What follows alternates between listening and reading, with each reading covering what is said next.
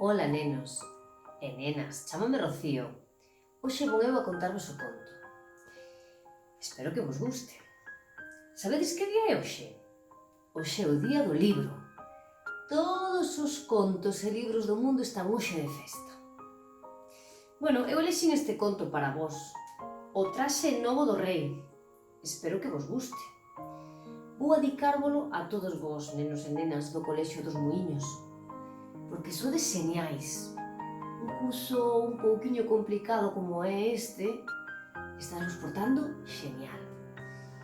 Bueno, sobre todo, eu quero dedicar a un neno moi especial para min, a Martín Camaño, de sexto de infantil. ¡Mua! Queroche moito, Martín. Bueno, vamos a empezar. O traxe novo do rei.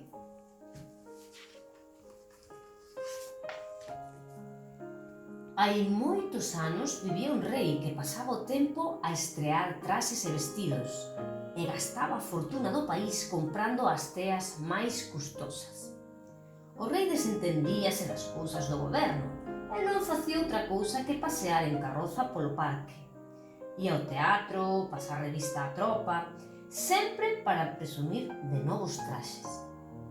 A todas horas cambiaba de casaca e, cando alguén preguntaba por el, sempre recibía a mesma resposta: o noso emperador está no probador.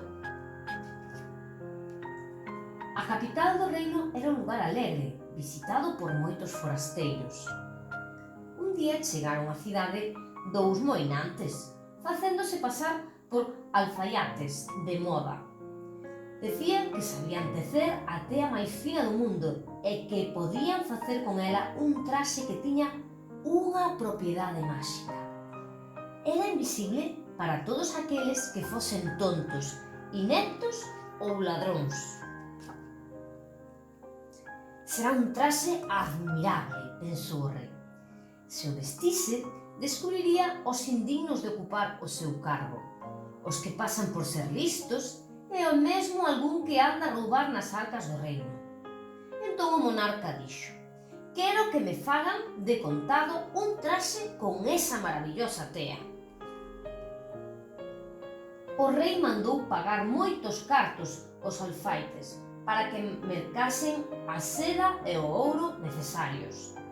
Tamén ordenou que lles deixasen unha fábrica para instalar 2 teares e comenzar a traballar. Os moinantes facían que cosían, que medían e cortaban, ata ben entrada a noite. E logo guardaban nos petos todo o ouro e toda a seda. Un día o rei, impaciente por vestir o traxe, mandou supervisar o traballo dos sastres. Cando o primeiro ministro chegou diante dos teares, abriu os ollos canto puido, pero non foi quen de ver nada, porque nada había. Os sastres facían que cortaban, que medían e cosían, e preguntáronlle: non lle parecen maravillosas, ministro, estas cores, estas formas, estas texturas? O ministro non quería pasar por incompetente, tonto ou ladrón, e contestou con voz trémula: paréceme precioso, irei de contado xunto ao rei, para lle dar conta de tanta fermosura. Os sastres aproveitaron a ocasión e demandáronlle máis cartos para mercar máis ouro e máis seda. O rei ficou moi ledo ao escoitar o seu chanceler. Varios días despois, o monarca mandou un conselleiro a ver se a tea xa estaba tecida. Cando chegou diante dos teares, o conselleiro abriu os ollos canto puido, pero non foi quen de ver nada, porque nada había. Os sastres facían que cortaban, que medían e cosían, e dixéronlle: non lle parece maravillosa, conselleiro, estas cores, estas formas, estas texturas? O conselleiro non quería pasar por incompetente, tonto ou ladrón, e contestou a presa: emocionado estou, irei axiña xunto ao rei para lle dar conta de tal fermosura. Na cidade non se falaba doutra cousa, e todos agardaban o día en que o rei ía estrear o traxe para ver quen era incompetente, tonto ou ladrón. Por fin, os moinantes avisaron ao monarca de que o traxe estaba case rematado. O rei entón mandou preparar un desfile por toda a cidade e marchou para a fábrica co seu séquito. Cando entrou na sala, onde os sastres facían que cortaban, que medían e cosían, oíu os seus criados: «Que maravilla, que fermosura! Nunca se viu cousa igual!» Cando estivo diante dos teares, abriu os ollos canto puido, pero o rei non foi quen de ver nada, porque nada había. E os sastres dixéronlle: «Non lle parecen maravillosas, majestade, estas cores, estas formas, estas texturas?» E o rei, que non quería pasar por incompetente, tonto ou ladrón, contestou fachendoso: «Magnífico, excelente! Seredes compensados co título de tecedores da corte real. Vestídeme e vaiamos desfilar pola cidade». Os sastres finxiron que daban os derradeiros pespuntes, as vestiduras, e exclamáronlle: «O traxe novo do rei á súa disposición, majestade. Xa pode tirar a roupa que leva. Esta maravillosa tea non pode ter nada debaixo. Perdería as súas propiedades máxicas». E o rei fíxose de rogar, pero finalmente aceptou que os criados o deixasen despido. Cando o rei estivo totalmente nu, os criados finxiron que lle colocaban prenda a prenda o seu novo traxe, e todos dicían: «Que ben lle acai, que elegancia, que maravilla!» E, despois de verse no espello, o rei deu orden para iniciar o desfile.